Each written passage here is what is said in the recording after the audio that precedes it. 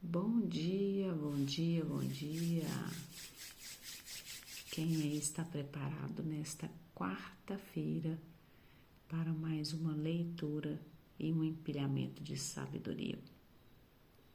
Bora lá? Nesse capítulo 24, Salomão começa da seguinte maneira: Não invejes os maus, nem desejes estar com eles, porque seus lábios maquinam a violência e seus lábios só proclamam a iniquidade. É com sabedoria que se constrói a casa, pela prudência ela é consolidada, pela ciência enchem-se os celeiros, de todo o bem precioso e agradável. O que ele está falando aqui, gente? Não invejes os maus. Às vezes, a gente convive com pessoas que elas não agem com sabedoria, que elas não observam os ensinamentos, não têm temor ao Senhor e nos parece que são pessoas legais, nos parece que são agradáveis. Às vezes elas conseguem nos proporcionar algumas coisas que a gente deseja ou almeja por algum momento. E ele está falando exatamente, não deseje estar com essas pessoas, porque o coração dessas pessoas só maquina a violência. É exatamente aquele ditado, né, gente? Diga-me com quem andas e direi quem és. Então, para a gente tomar muito cuidado, porque a ambiência, gente, infelizmente, a ambiência é uma parte boa do seu sucesso ou de onde você quer chegar. Porque através da ambiência é onde você vai lá e coloca o seu parâmetro. É onde você põe a sua régua. Então, se você anda com pessoas que não observam os ensinamentos, pessoas que não praticam bem, pessoas que têm um coração que maquina violência, que proclama iniquidade, o que acontece? Infelizmente, sem você perceber, o seu cérebro, ele já vai buscar uma forma de estar congruente com aquilo. Ou seja, de ir lá e colocar a sua régua parecida. Então, às vezes a gente acha que não tem problema nenhum, porque às vezes a gente acha que, não, eu me garanto. Não, eu convivo com aquela pessoa ali, ela faz tal coisa, mas eu não vou fazer. Você não vai fazer por enquanto. Mas quando você menos esperar, você já vai estar fazendo. Então, cuidado com isso, tá?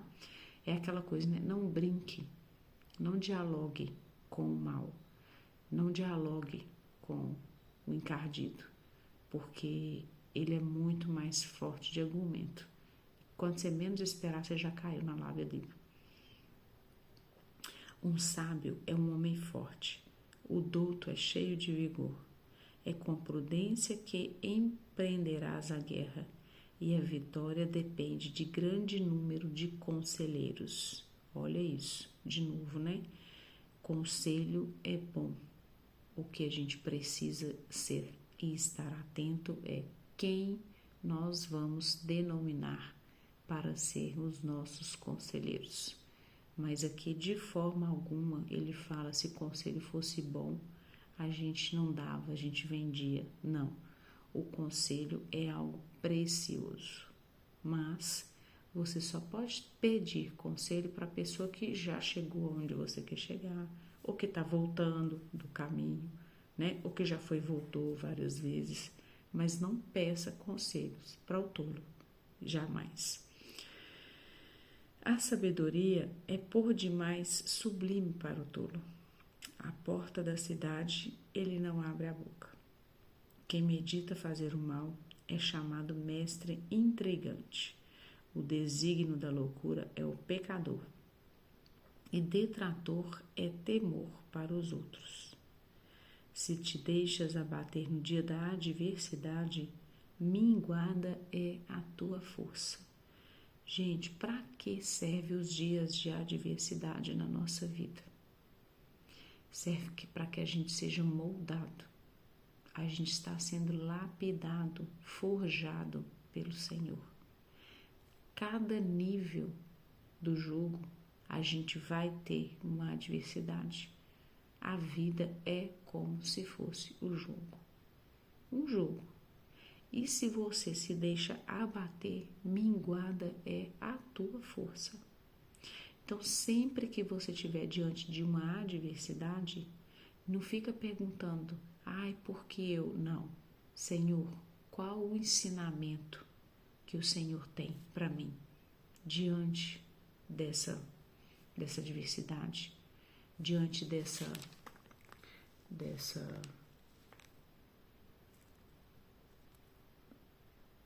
dificuldade? O que o Senhor quer me ensinar? Essa é a pergunta que a gente deve fazer. Não é por que eu, por que não você? Né? Já parou para pensar? Por que não você? Então, muito atento a isso daí. Livra os que foram entregues à morte, salva os que cambaleiam indo para o massacre. Gente, tem pessoas que andam por aí no automático. Elas não têm a menor ideia do que elas estão fazendo da vida, da consequência, aonde vai levar aquelas escolhas. Livre essas pessoas, livre. Dê a elas um conselho, dê a elas uma palavra de sabedoria, livra elas, tá? Se te disseres, mas não o sabia, aquele que pesa os corações não o verá? Aquele que vigia a tua alma não o saberá? Eu não retribuirei, e não retribuirá a cada qual segundo o seu procedimento? Meu filho, come mel, pois é bom. Um favo de mel é doce ao teu paladar. Sabe, pois, que assim será a sabedoria para a tua alma. Se tu encontrares, haverá para ti um bom futuro, e tua esperança não será frustrada. Olha aqui, uma promessa, hein? Sabe, pois, assim será a sabedoria para a tua alma. O que a gente está fazendo aqui todo dia? Buscando a sabedoria, né? Buscar a sabedoria como quem busca o ouro e a prata, porque não existe nada mais precioso do que a sabedoria. Então, olha isso, a tua segurança não será frustrada. Não conspires o ímpio contra a casa do justo, não destruas a sua habitação, porque o justo cai 7 vezes, mas se ergue, enquanto os ímpios desfalecem-se na desgraças. Olha isso.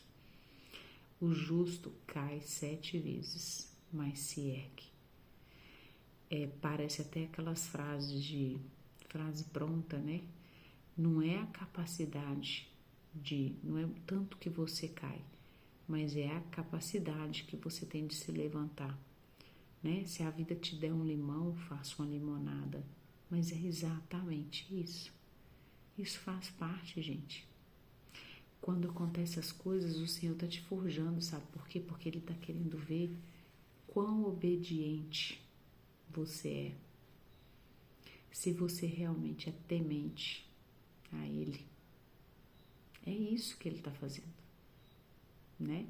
Não é que Ele quer te ver sofrer, absolutamente. Ele está te forjando, porque através de você, muitas pessoas podem ser salvas, através dos talentos que Ele te deu. É isso que Ele está fazendo. Não te alegre se o teu inimigo cair, se tropeçar, não se rejubile o teu coração, para não suceder que o Senhor o veja e isso lhe desagrade, e tire de cima dele sua ira. Não te indignes à vista dos maus, não invejes os ímpios, porque para o mal não há futuro.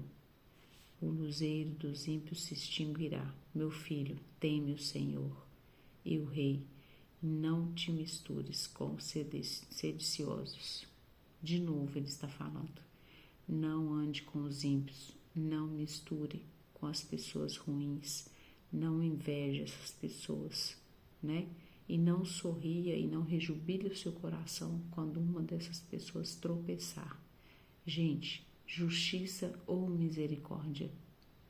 Vá sempre pelo lado da misericórdia, porque da mesma forma que você julgar, você será julgado. Então, queira sempre a misericórdia. E seja sempre misericordioso para com os outros, tá? E aqui ele começa a falar o seguinte: o que segue é ainda dos sábios. O que é isso? Todos os que observam isso daqui são e podem ser consideradas como pessoas sábias, ó. Não é bom mostrar-se parcial no julgamento, ou seja, quem é morno será consumido pelo fogo abrasador.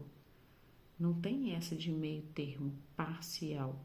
Você tem que se posicionar na vida, tá? Ao que diz culpado tu és inocente, os povos o amaldiçoarão. Aqueles que sabem repreender são louvados, sobre eles cai uma chuva de bênçãos. O que significa aqueles que sabem repreender? A correção fraterna, gente.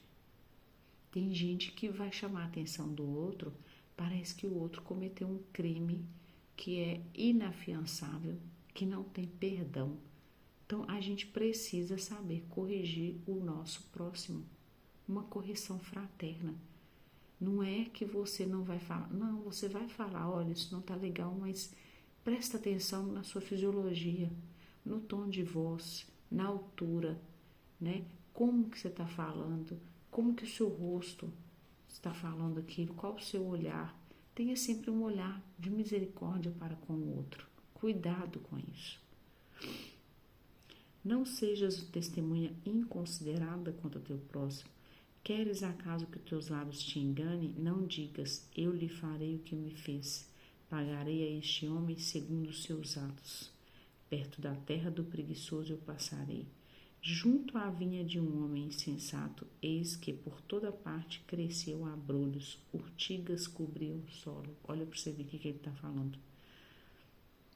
Que os seus lábios não te enganem. E você vai e faça com o outro a mesma coisa que ele te fez. Não faça isso, tá?